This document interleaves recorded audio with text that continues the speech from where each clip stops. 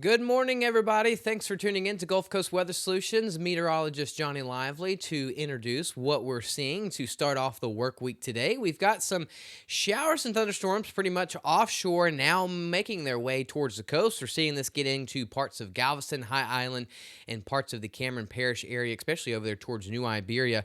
We zoom out on the Tamco Live Doppler radar. Look at all the rain, the moisture. This is lots of showers and thunderstorms. That's going to continue moving towards the Angleton, the League City, Galveston, and getting into the I-10 corridor a little bit later this morning. We should see at least 50 to, if not up to 60% coverage later this morning into the afternoon. Some isolated storms can have some heavy rainfall. So right now we're seeing a lot of this currently offshore, but we know that it will be making its way a little bit later towards the coastline, or more of it making its way towards the coastline a little bit later this morning. Again, look at the satellite and radar sponsored by Tamco. All that green, that's just lots of moistures and showers and thunderstorms kind of bubbling offshore. That's making its way towards Lake Jackson, League City, Houston, and areas like Beaumont, Port Arthur, and even southwest Louisiana a little bit later this morning and getting into the afternoon. We already see some isolated showers and thunderstorms, but we're going to see that coverage get up to, if not scattered to, pretty close to numerous showers and thunderstorms. Current temperatures, you can see that warm, moist air pretty much right along the coast. I-10 down pretty much already into the upper 70s to low to mid 80s. Further to the north, you're into anywhere from the low 70s to middle to upper 70s. This is just showing us that moisture is creeping closer to the coast. There's the chance for some showers and thunderstorms. We have a pretty favorable environment for some heavy downpours today. Just thanks to our sponsor of Seals before checking out the temperatures this morning. Now, the temperatures will get up into the low 90s, and thanks to the clouds, several of us will actually probably stay into the upper 80s, but we will have some areas getting into the middle 90s. But realistically, the biggest story today is that 50% coverage that we're going to see later this morning into the afternoon hours. It will anywhere from realistically about 40 to 50, if not up to 60% coverage. And again, some of these isolated storms can have some heavy downpours, possibly up to 1 to 3 inches of rain. Then after today, we still have a chance for rain tomorrow on Tuesday, but it's not as high as today. Today is our highest chance of rain. And every day we start seeing the pattern kind of go more to really an isolated to drier pattern. Looking at the tropical satellite, this reminds me of like Ron Burgundy or something on Anchorman, because if you look at the Gulf, it is quiet. But if we zoom out and look at the whole tropical planet, boy, this escalated quickly, right? As Ron Burgundy would say on Anchorman. But realistically, it's just two areas that we are watching. I'm going to pause this real quick and do this in a manual mode. Just two areas that are... We're going to knock out these two areas. This area here, this really doesn't do much, if anything, for us, and neither does this either. So the both yellow shaded areas we're not too concerned about. This one over here in the orange, this is the one that we'll keep monitoring, but as of right now in the short term, you can see it in this general region. In the short term, this is still going to battle the dry air and wind shear. By the time it gets to realistically about Wednesday, Thursday, and Friday later this week, dry air kind of thins out. This is when we see the chance that it could possibly become a tropical depression, if not a tropical storm. But let's go ahead and kind of keep going on with this. I'm still not intrigued that this is going to be an issue at all with us, because here's why. In the short term, this is going to battle dry air, but eventually, the more it goes westward, it is going to get in slightly favorable environments, a little bit more moisture. Wind shear probably still going to be an issue. Let's play devil's advocate for a second. Let's say that this finds a way to continue going westward, getting into the Caribbean. I just do not know how this is going to survive the Caribbean. Lots of wind shear in this region. Right now, in fact, it's called the Caribbean Graveyard. So, in fact, the only area that it actually could go is somewhat kind of right here. We switch over and look at the 500 millibar. We've got an area of high pressure that's going to build pretty much into the Gulf and then getting into the Plains region. And then we have this area of high pressure here. So notice there is a weakness for this system to possibly find. And in other words, this, again, it is very far out. I mean, this is not this Tuesday, but next Tuesday. This possibly is a tropical storm. Maybe it's a little bit more organized than that. It gets into a little bit more favorable environment. But all we're trying to show is that, again, it is very far out. But even with the early signals right here, if it can survive the dry air in the short term and it finds a way to hold on, it looks like there's a weakness between these two highs, and this would curve out to sea, not getting anywhere near the United States. Still early in the game. We'll keep watching it, but right now, I just don't see how this gets into the Gulf. Even if it tries to make its way, we have lots of wind shear that is very strong and going to give this thing a hard time. Right now, the favorable pattern shows that this will struggle, Maybe it finds a weakness by middle of next week, and then this will curve away from the United States. But as of right now, I'm just not too concerned with any of these systems. The only one that we'll continue to keep watch is the one that has a 60% chance of development. And as of right now, early signs say this could likely curve away from the United States. But we'll still continue to keep watching it. When they're that far out, you can watch them for 9 to 10 days. So you get a long time to keep an eye on them. Lots of moisture is what we're dealing with today, so we see the potential for that 50 to 60% coverage later this morning, getting into the afternoon.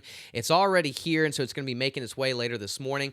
But all I'm just trying to show is as we start getting into Tuesday, notice that the moisture levels are already starting to thin out, dry out, and especially by Wednesday and realistically by Thursday and Friday, look at all that yellow and gold. That is just drier levels moving into our region. So I'm not saying we go 100% rain-free, sponsored by Switch Electric, but I am showing you that we are starting to get into a more drier pattern after today. So today is our best chance of coverage, 50 to if not up to 60% coverage, and then 20 to 30% coverage on Tuesday, 10 to 20% coverage on Wednesday, and you could realistically say that the rest of the week. We're going to have high pressure build back in, getting back into that summer pattern. Middle 90s, a lot of areas possibly getting back into the upper 90s. And your only relief from the heat is just these isolated showers, maybe a very isolated storm. So today is our best coverage, a little bit on Tuesday, and then we realistically start drying out very quickly. Here's our future cast for today, sponsored by Tamco again. Some of these isolated storms can get heavy. I'm going to move out of the way because we still have some storms going on in League City and the Alvin region. So you see at least up to 50% coverage, if not close to 60% coverage, even over there towards Lake Charles. We can see some heavy downpours. Majority of us about a quarter to half an inch, but some of these isolated heavier storms like you see here and even towards Beaumont, Port Arthur, and Lake Charles don't really zone or lock in on these areas. I'm just showing that there is a potential that some of these isolated storms could have 1 to 3 inches of rain, frequent lightning, and maybe some strong gusty winds, if not up to 30 to 40 mile per hour winds. But the one things we'll watch is a chance for some locally heavy rainfall. And then by tonight, everything dies down. It's realistically going to be later this morning into the afternoon. We see the potential for some heavy rainfall or some isolated heavy rainfall. Again, coverage today, thanks to the cloud and rain, mostly into the upper 80s, low to mid 90s. You got the 50 to close to 60% coverage later this morning into the afternoon, thanks to Silsby Ford. And then the UIL wet bulb globe temperature forecast for today is pretty much into the mid 80s. Some areas could get into the upper 80s. We're going to see this get warmer, especially Wednesday through Friday, so we'll be really looking at that then. And then overnight tonight, still going to be warm, muggy, and sticky. We've got all that warm, moist air here, so you got mid 80s along the coast, upper 70s to low to possibly into the up or mid 80s along the I-10 corridor, and then further toward the north into the middle to upper 70s. So in other words, ACs will be working overtime overnight still. And here's our pattern for southeast Texas the next 5 to 7 days. Our best coverage of rain is today, and then we get more into the isolated pattern, just 10 to 20% coverage. And because of that, we're going to get back into the mid 90s, if not seeing several areas into the upper 90s. Same thing for southwest Louisiana. Today is our best coverage of rain. And then we start seeing that dry air start mixing in fairly quickly tomorrow afternoon. And that sticks around kind of the rest of the week and into the upcoming weekend. And again, because of the clouds and the rain we're losing, we're going to see those temperatures kind of getting a little bit hotter, a little bit warmer, I guess we could say. So good time to go download the free Gulf Coast Weather Solutions app. We'll be watching for some showers and thunderstorms later this morning. We'll be able to continue to keep watching them. This app will keep you updated.